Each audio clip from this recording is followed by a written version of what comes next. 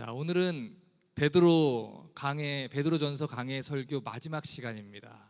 이렇게 한 걸음 오다 보니까 또 한 권의 책을 저희가 이렇게 다 공부하게 됐는데, 이 베드로전서 강해 설교를 마무리하기 전에 여러분에게 한 가지 질문을 드리면서 이제 설교를 시작하려고 합니다.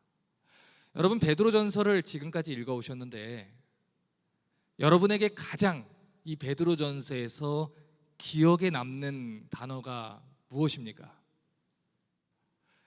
고난입니까? 불과 같은 시험입니까? 환난이나 박해일까요? 아마도 여러분은 이런 단어들을 생각하셨을 거예요. 불과 같은 시험과 핍박 속에서도 끝까지 믿음을 지켜라, 이 베드로의 말이 가장 먼저 기억나셨을 것입니다. 그런데 베드로전서를 다시 한번 집에 돌아가셔서 주의 깊게 읽어보십시오. 여러분, 베드로전서라는 편지에서 베드로가 고난이나 환난이라는 단어만큼 자주 사용한 단어가 하나 더 있습니다. 그 단어가 무엇이냐면 영광이라는 단어예요. 이 베드로전서 안에는 영광이라는 단어가 14번이나 기록되어 있습니다. 하나님의 영광, 그리스도의 영광, 그리고 그리스도를 따르는 성도들에게 주어질 영원한 영광이라는 표현을 베드로가 14번이나 강조를 합니다. 그래서 이 베드로전서라는 편지는 고난의 서신이라는 이 별명이 있지만 동시에 영광의 서신이라는 별명이 있다는 것을 여러분 기억을 해야 되는 것입니다. 우리 로마서 8장 18절은 성도들이 당하는 고난과 그리고 장차 마주하게 될 영광에 대해서 이렇게 얘기를 했습니다. 우리 같이 한번 읽어보겠습니다. 시작. 생각건대 현재의 고난은 장차 우리에게 나타날 영광과 좋게 비교할 수 없도다. 다시 한번 읽겠습니다. 시작. 생각건대 현재의 고난은 장차 우리에게 나타날 영광과 좋게 비교할 수 없도다. 그러므로 믿음을 지키라는 거예요. 그러므로 예수를 붙잡으라는 것입니다. 이 이야기를 마지막으로 하면서 베드로전서가 이제 끝이 나게 되는 것이지요. 자, 그러면 오늘 본문을 이 마무리 짓기 전에 지난주에 살펴봤던 베드로전서 5장 6절을 다시 한번 보겠습니다.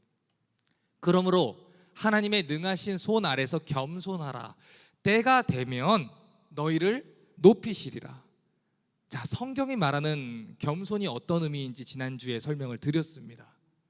성경이 말하는 겸손은 그 어떤 상황에서도 하나님이 옳다는 것을 인정하는 것, 그것이 겸손이다라고 얘기를 했어요.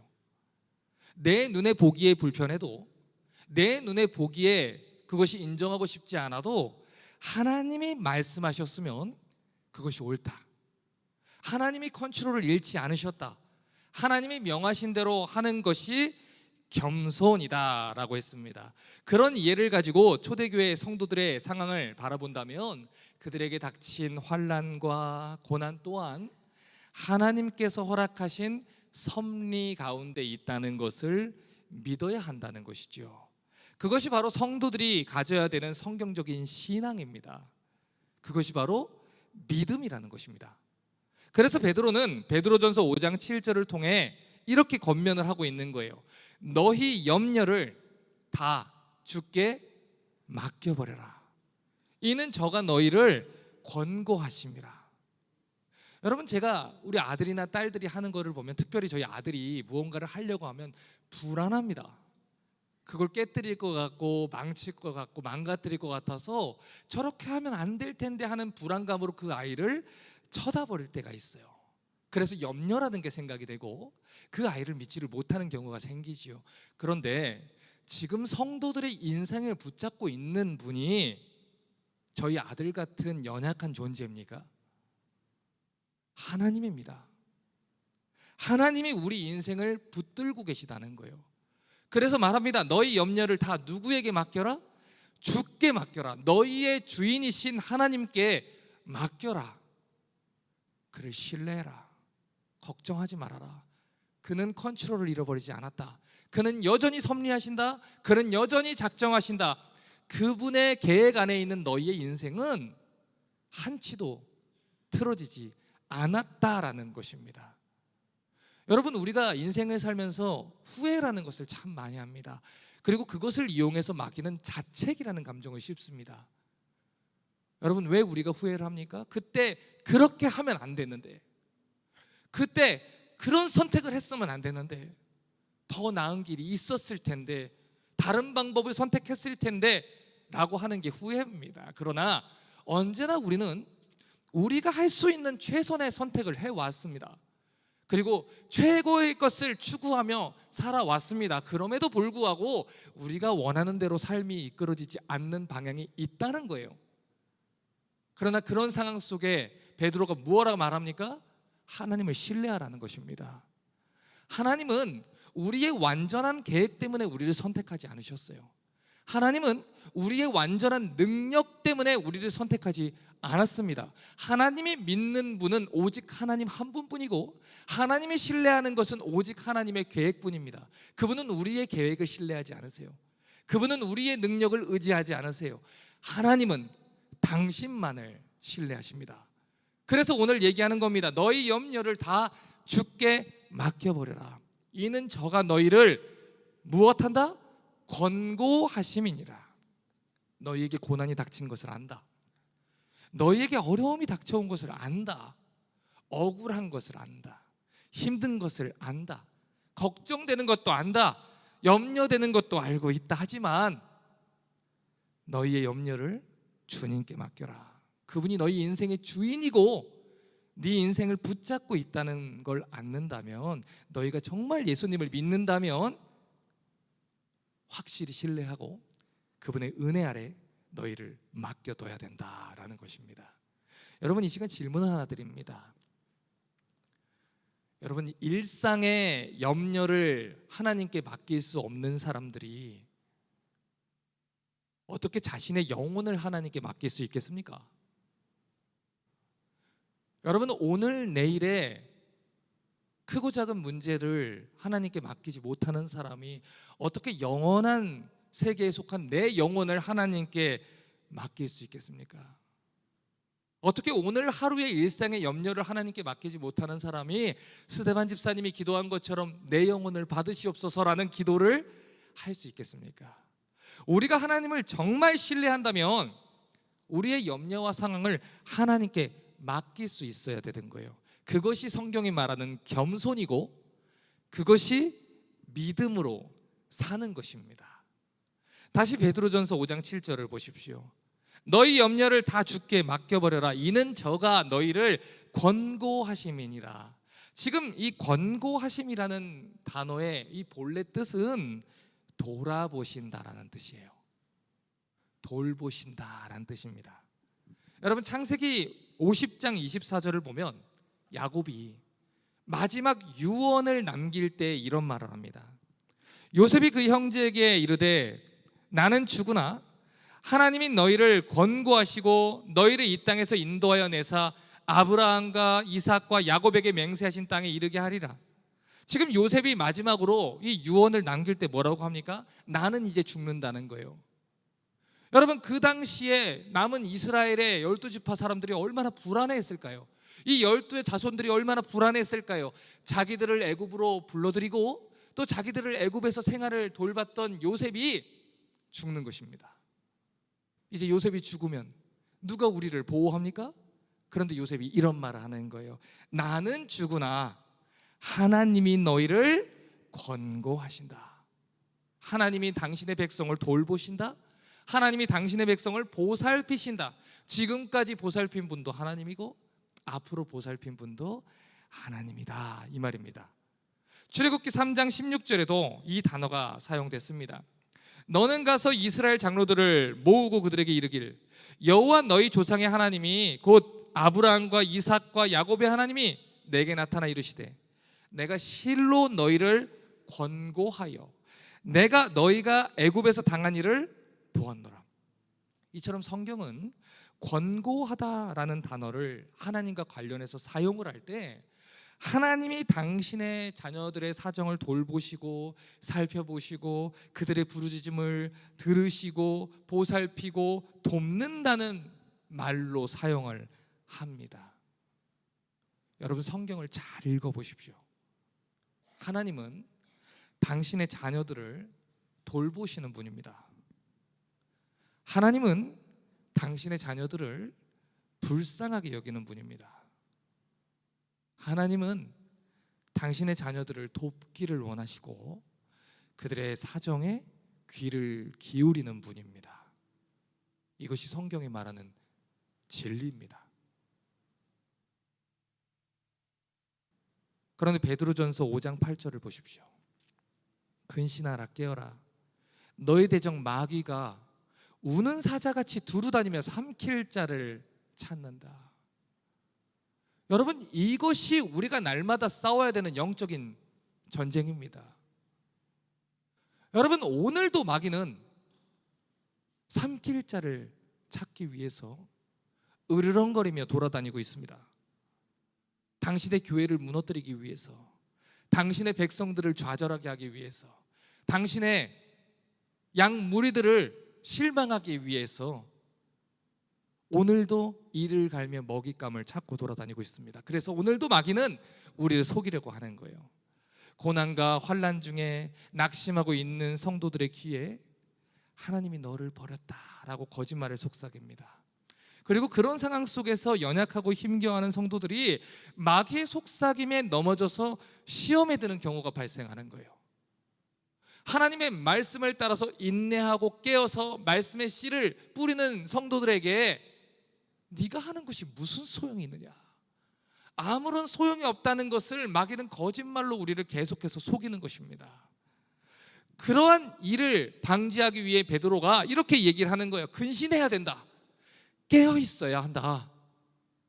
너희 대적 마귀가 너희를 잡아먹기 위해서 오늘도 온 세계를 두루다니며 먹잇감을 찾고 있다라는 거예요.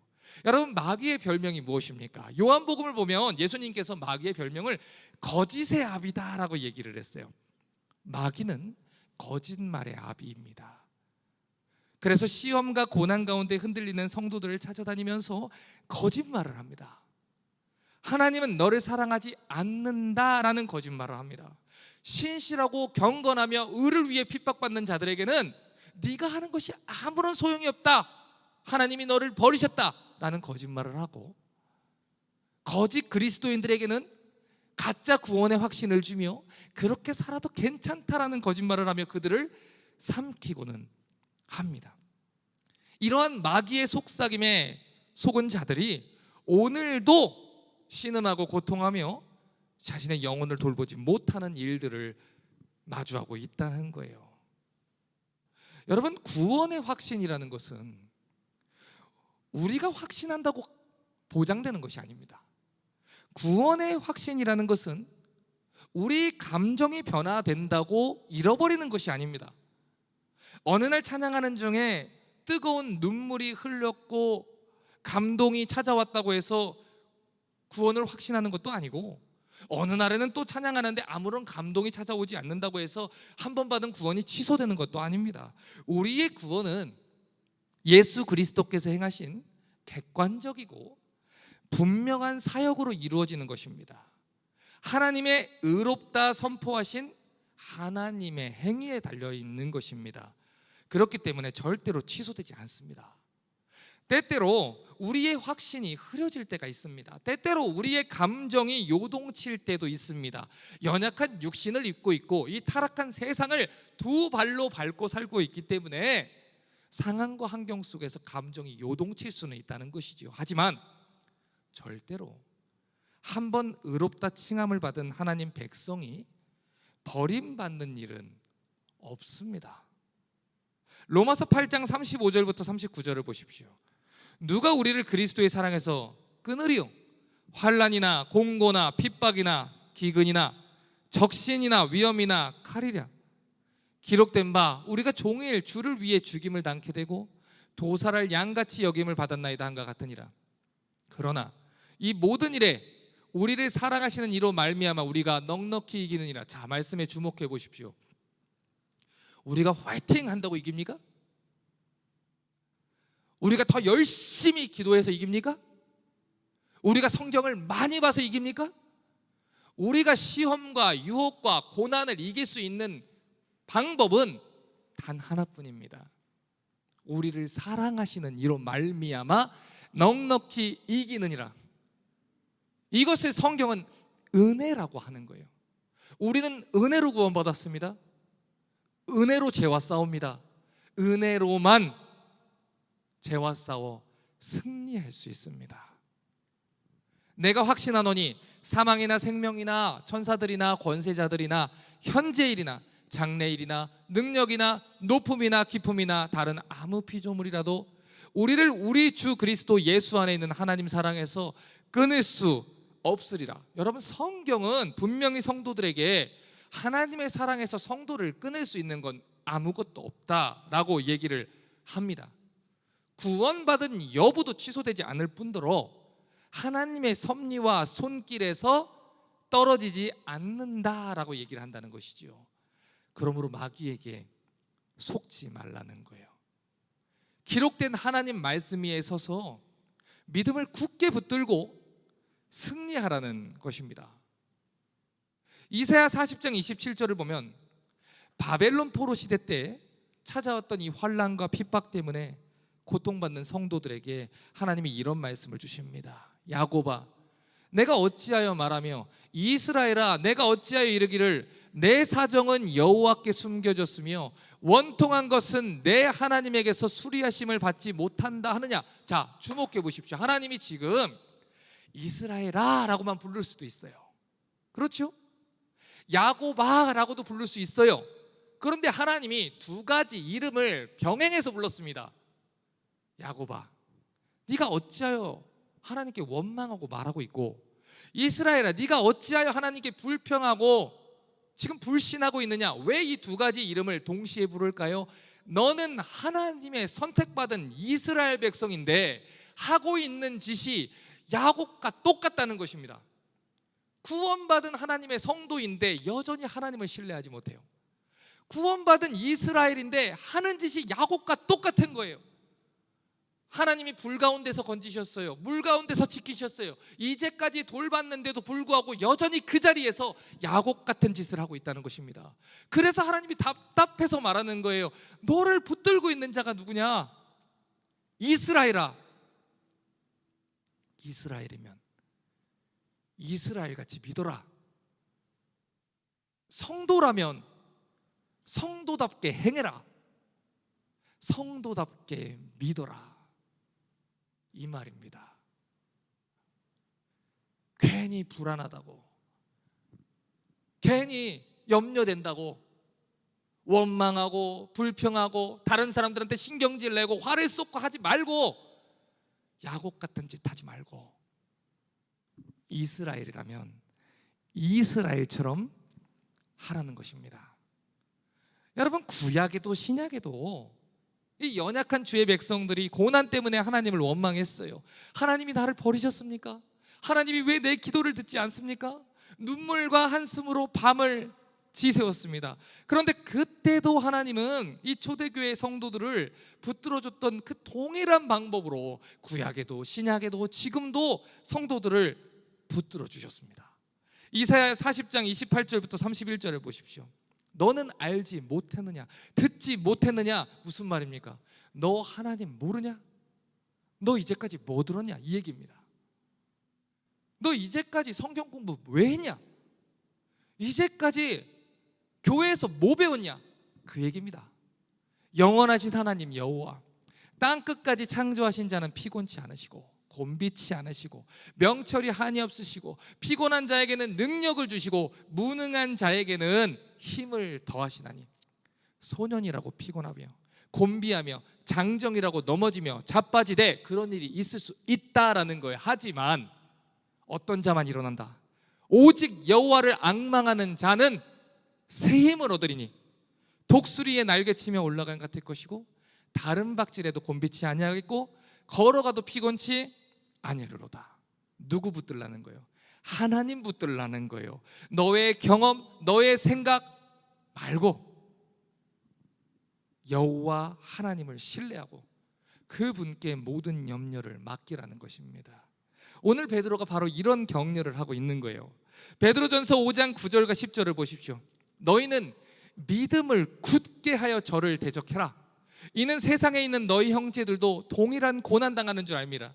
모든 은혜의 하나님 곧 그리스도 안에서 너희를 부르사 자기의 영원한 영광에 들어가게 하신 이가 잠깐 고난을 받은 너희를 친히 온전케 하시고 굳게 하시며 강하게 하시며 터를 견고케 하시리라. 베드로가 말합니다. 너희 혼자 어려움 당하는 게 아니다. 구약의 성도들을 보아라. 모세를 봐라. 여호수아를 봐라. 이사야를 봐라. 스데반 집사를 봐라. 베드로를 봐라. 초대교회 성도들을 봐라. 너희에겐 동역자가 있다. 너희와 똑같이 같은 고난의 길을 걸어간 성도들이 있다. 믿음의 선조들이 있다. 그러니 같이 견디자. 이 시간은 잠깐이면 지나가는 것이고 잠시 후 은혜의 하나님께서 우리를 영광스러운 그리스도의 영광의 보좌 앞에 참여하게 하실 것이니 끝까지 믿음의 싸움에서 승리하라는 것입니다. 그래서 베드로는 5장 11절을 통해 이렇게 하나님을 찬양하는 것입니다. 권력이 세생 무궁토록 그에게 있을지어다. 아멘. 여러분, 지금 이 찬송이 베드로가 말하는 중간에 왜 삽입되었는지 베드로의 의도를 살펴보셔야 돼요. 지금 베드로는 본인이 설교하는 가운데 아멘, 하나님을 찬양합니다, 나 하나님 신뢰합니다 라고 하고 있는 거예요. 지금은 비록 성도들을 박해하는 네로 황제가 힘이 있어 보일지 몰라요. 비록 지금은 로마라는 나라가 대단한 권세를 가지고 있는 것처럼 보일지 모르죠. 비록 지금은 믿음을 타협하고 세상 속으로 들어간 사람들이 잘 사는 것처럼 보일지 모르죠. 비록 지금은 진리를 타협한 거짓 목자들이 옳은 것처럼 드러날지 모르죠.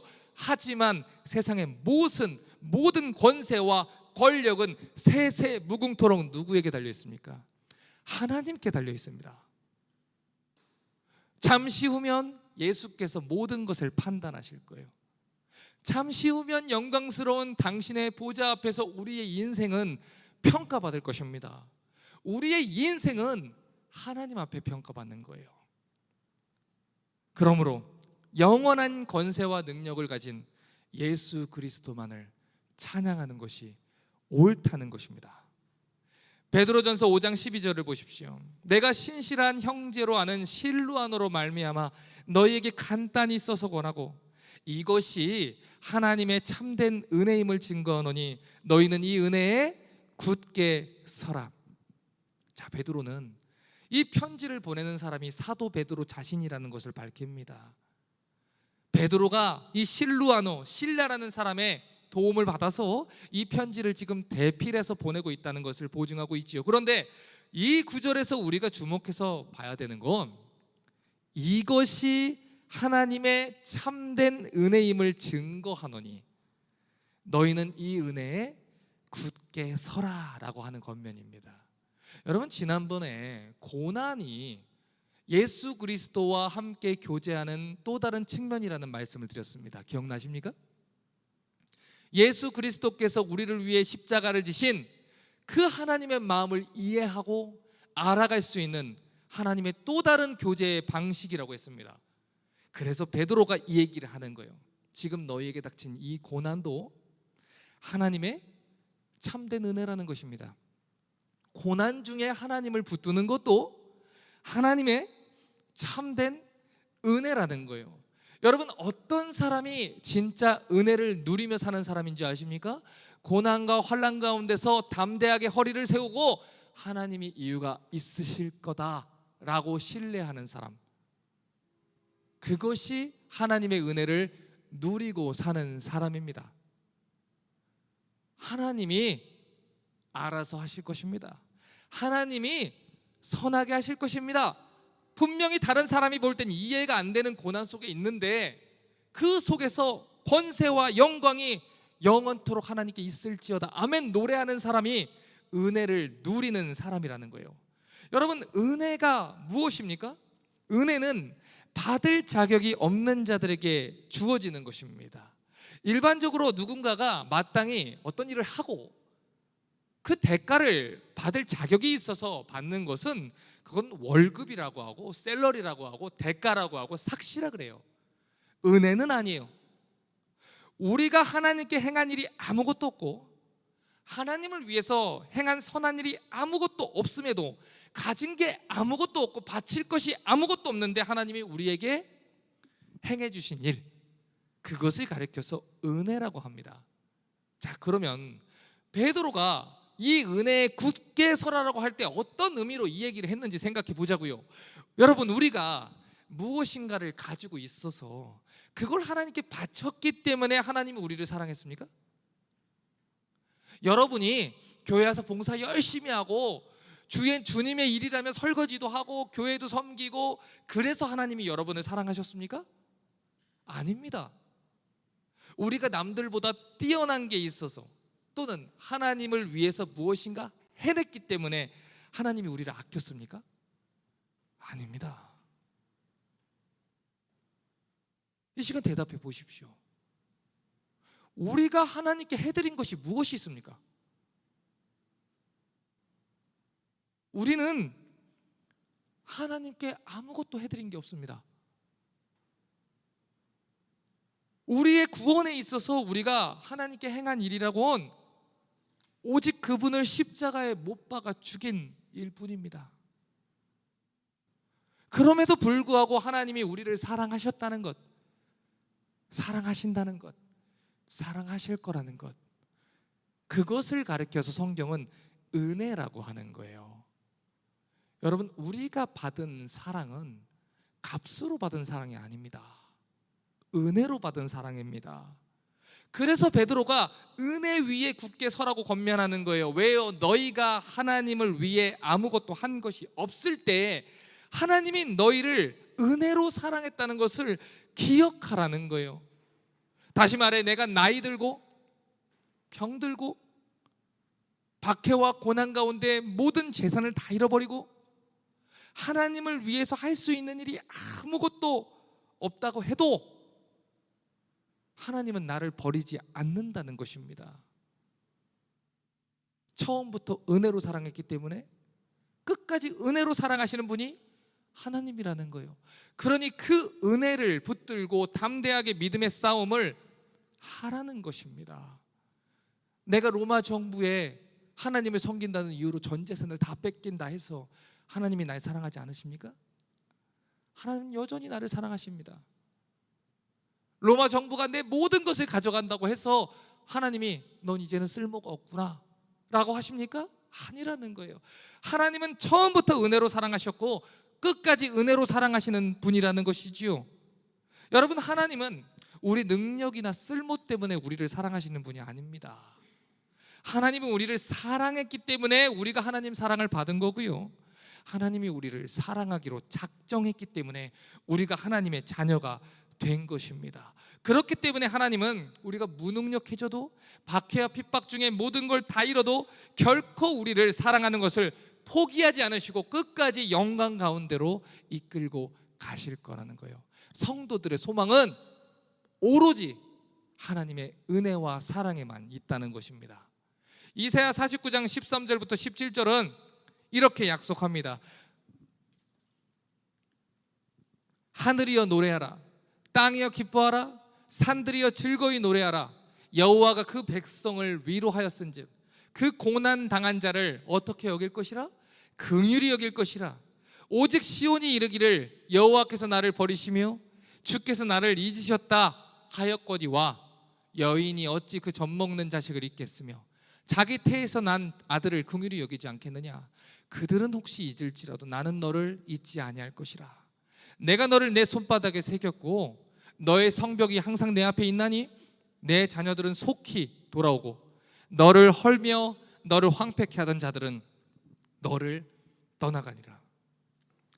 죄악된 인간은 심지어 자기가 낳은 자녀까지도 버리는 이 죄를 범할지 모릅니다. 하지만 하나님은 절대로 당신의 자녀를 버리지 않는다는 거예요. 여러분, 연약한 인간은 자기 자녀를 포기하는 실수를 할지 모르지만 하나님은 절대로 자기 자녀를 포기하는 법이 없다는 것입니다. 그걸 신뢰하는 자가 이스라엘이라는 거예요. 성도라는 거예요. 내가 누구냐? 전능하신 하나님입니다. 내가 누구냐? 전능하신 아버지십니다. 영존하시는 왕이십니다. 그러므로 너희의 모든 염려를 주께 맡기라는 것입니다. 어떤 상황에서도 내가 모든 걸 다 망쳐놓은 것 같아도 하나님이 우리를 버리거나 포기하는 일은 없으니 그 은혜의 교리 위에 담대하게 서서 끝까지 신앙을 지키라는 것입니다. 그러면 마지막 날에 우리를 가장 사랑하는 하나님을 영광 가운데 마주하게 될 것입니다. 이제 베드로전서 강해 설교를 마무리합니다. 베드로전서 5장 13절과 14절을 보십시오. 함께 택하심을 받은 바벨론에 있는 교회가 너희에게 문안하고 내 아들 마가도 그리하느니라.